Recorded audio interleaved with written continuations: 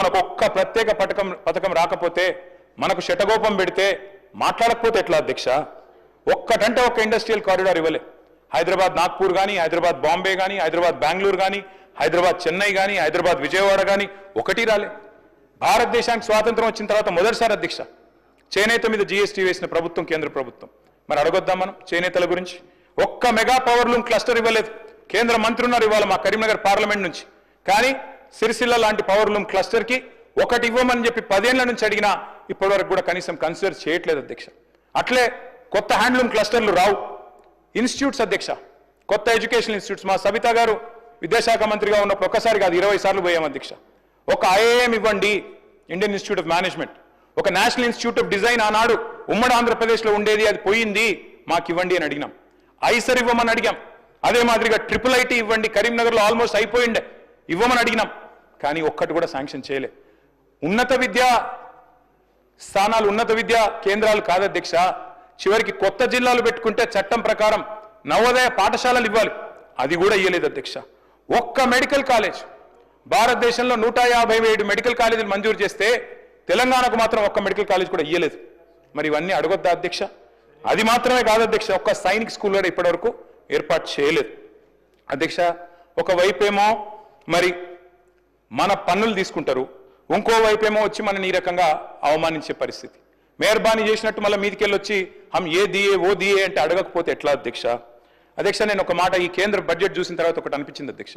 Vizag steel plant కోసం, Vizag steel ప్లాంట్ని తిరిగి మరి దాన్ని ఒక ప్రేరణ ఇవ్వడానికి, ఒక ఉద్దీపన ఇవ్వడానికి, ఒక ఫైనాన్షియల్ స్టిమ్యులస్ ఇవ్వడానికి 11,500 కోట్ల రూపాయల ప్యాకేజ్ పెట్టారు అధ్యక్ష. సంతోషం. వైజాగ్ స్టీల్ ప్లాంట్ విషయంలో మాకేం అభ్యంతరం లేదు అధ్యక్ష, వారు మన సోదరులే, తప్పకుండా వారు కూడా బాగుండాలని కోరుకుంటాం. స్టీల్ ప్లాంట్ వాళ్ళు సమ్మె చేస్తున్నప్పుడు కూడా మేము కూడా అడిగినాం, తప్పకుండా వారికి సహకరించని అడిగినాం. విశాఖ ఉక్కును అమ్మొద్దన్నాం, ప్రైవేటైజ్ చేయొద్దన్నాం. కానీ వారికేమో 11,500 కోట్ల ప్యాకేజ్ ఇచ్చారు అధ్యక్ష. సంతోషం, ఇబ్బంది ఏం లేదు. అదే మరి ఆదిలాబాద్లో అమిత్ షా గారు స్వయంగా వచ్చి చెప్పారు అధ్యక్ష. అమిత్ షా గారు ఎన్నికల ప్రచారంలో చెప్పారు, CCIని తిరిగి తెరిపిస్తాం, సిమెంట్ కార్పొరేషన్ ఆఫ్ ఇండియా. మరి దానికి ₹1 పెట్టకపోతే అడగొద్దా అధ్యక్ష? ఆదిలాబాద్లో CCIనేమో తుక్కు కింద అమ్మేస్తారంట, బయ్యారం ఉక్కు మాత్రం ఉక్కు కాదంట. కానీ వైజాగ్లో ఈరోజు వాళ్లకు అక్కడ పార్లమెంట్ సీట్ల మీద ఆధారపడి ఉన్నారు కాబట్టి అక్కడ మాత్రం 11,500 కోట్లు ఇస్తే దాని గురించి మనం మాట్లాడకపోతే మన బడ్జెట్లో తప్పు అవుతుంది కదా అధ్యక్ష. అధ్యక్ష సింగరేణి స్వయంగా డిప్యూటీ సీఎం గారే చూస్తున్నారు ఇప్పుడు, ఎనర్జీ డిపార్ట్మెంట్. సింగరేణి అధ్యక్ష మనం అడిగినాం, గతంలో కేసీఆర్ గారి ప్రభుత్వం అడిగింది, మీరు దయచేసి నామినేషన్ మీద బొగ్గు గనులు ఇవ్వండి సింగరేణికి. ఎట్లా అయితే మీరు గుజరాత్ మినరల్ డెవలప్మెంట్ కార్పొరేషన్కి ఇచ్చినారో నామినేషన్ మీద, అట్లే మాకు కూడా ఇవ్వండి అని అడిగినాం. కానీ ఇవ్వరు అధ్యక్ష. గుజరాత్కు ఒక న్యాయం, తెలంగాణకు ఇంకో న్యాయం అన్నట్టుగా ఇవ్వడం లేదు అధ్యక్ష.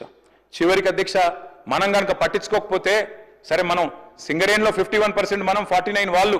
కానీ భవిష్యత్తులో డిజిన్వెస్ట్మెంట్ ప్రపోజల్ పెట్టినా ఆశ్చర్యం లేదు అధ్యక్ష. అదే మాదిరిగా అధ్యక్ష నీతి ఆయోగ్ సిఫారసు చేసింది, మిషన్ కాకతీయ, మిషన్ భగీరథ మంచి పథకాలు 24,000 కోట్లు కేటాయించండి అని కేంద్ర ప్రభుత్వానికి సిఫారసు చేస్తే 24 పైసలు ఇవ్వలేదు అధ్యక్ష. అందుకే అంటున్నాం, మరి అడగాల్సింది అడగాలి. మా వాళ్ళు బీజేపీ మిత్రులు, ఎమ్మెల్యేలు, ఎంపీలు బ్రహ్మాండంగా నిజామాబాద్లో, ఆదిలాబాద్లో గెలిచినారు అధ్యక్ష. దుబాయ్ పోయి ప్రచారం చేసినారు, అక్కడ గల్ఫ్ కార్మికులు, వలస కార్మికులు ఉంటే అక్కడ కూడా పోయినారు. మీకేదో చేస్తామన్నారు, గల్ఫ్ వాళ్ళని చూసుకుంటాం, పెద్దపీట చేస్తాం, బాగా చేస్తామన్నారు అధ్యక్ష. మరి ₹1 పెట్టలేదు కదా అధ్యక్ష గల్ఫ్ కార్మికుల కోసం. మాట్లాడొద్దా?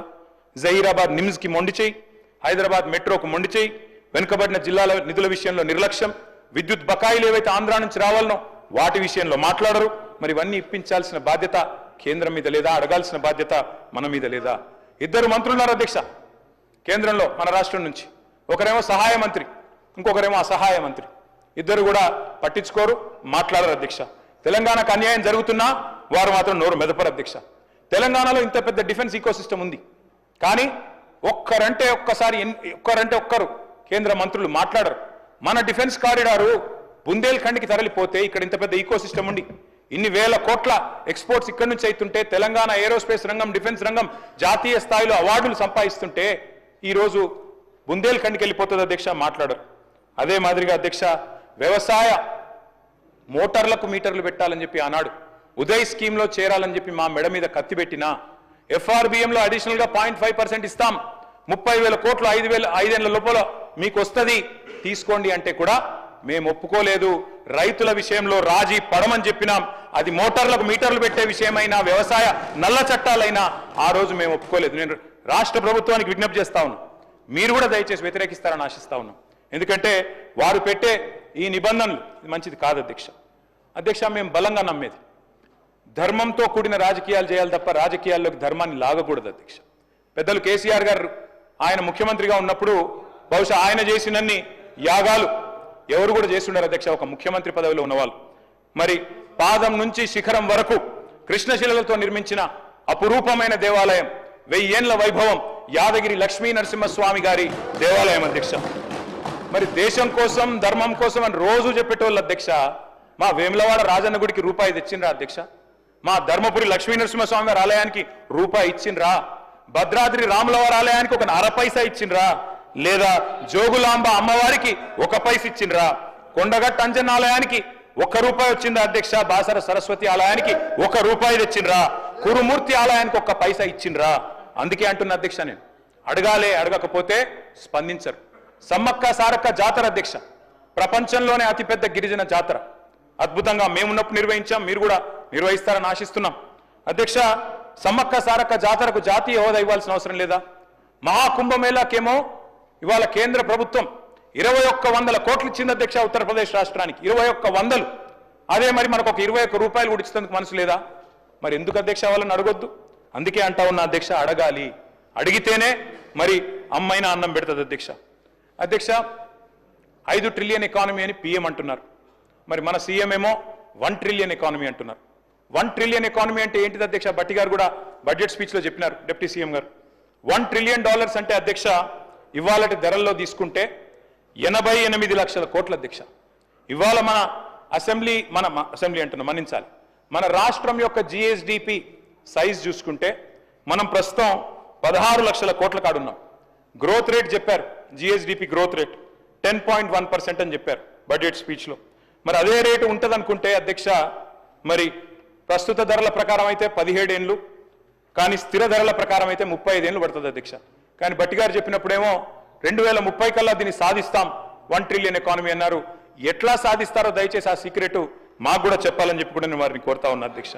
అధ్యక్ష, అటు కేంద్ర సర్కారు ఇటు రాష్ట్ర సర్కారు అధ్యక్ష ఇద్దరు కూడా నినాదాలు ఘనం అధ్యక్ష, విధానాలు మాత్రం శూన్యం. కొటేషన్లు అధ్యక్ష, బడ్జెట్ స్పీచ్లో అక్కడ ఇక్కడ కొటేషన్లు పుష్కలం, అలొకేషన్లు మాత్రం నిష్ఫలం అధ్యక్ష.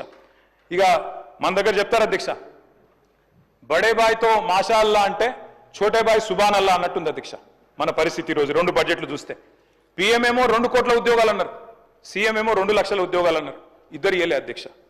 అధ్యక్ష, పిఎం ఏమో 2022 నాటికి అందరికి ఇండ్లు ఇస్తానన్నాడు అధ్యక్ష.